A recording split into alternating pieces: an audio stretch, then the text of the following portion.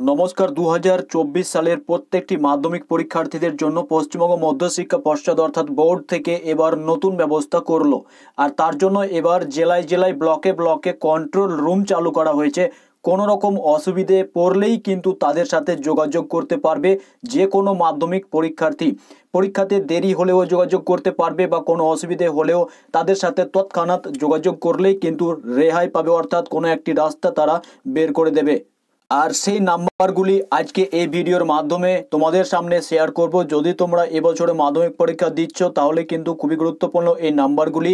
যেই জেলা থেকে দেখো না কেন তুমি তোমার নাম্বারটিকে সেভ করে রাখবে। কোনো রকম সমস্যায় পড়লেই সেই নাম্বারে যোগাযোগ করলেই কিন্তু একটা সুহারা তারা করে দেবে। আর এই নাম্বারগুলির সাথে নির্দেশ বলা হয়েছে যে জেলা শাসক, মহকুমা শাসক এবং ব্লক ডেভেলপমেন্ট অফিসারদের কিন্তু এর সাথে যোগাযোগ থাকবে।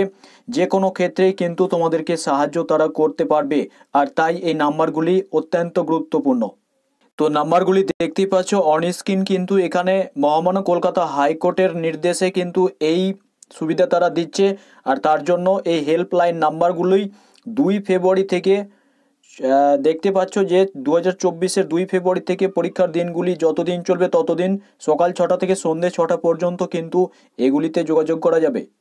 তো প্রত্যেকটি জেলার নাম্বার রয়েছে এখানে, এই নাম্বারগুলি নোট করে রাখো।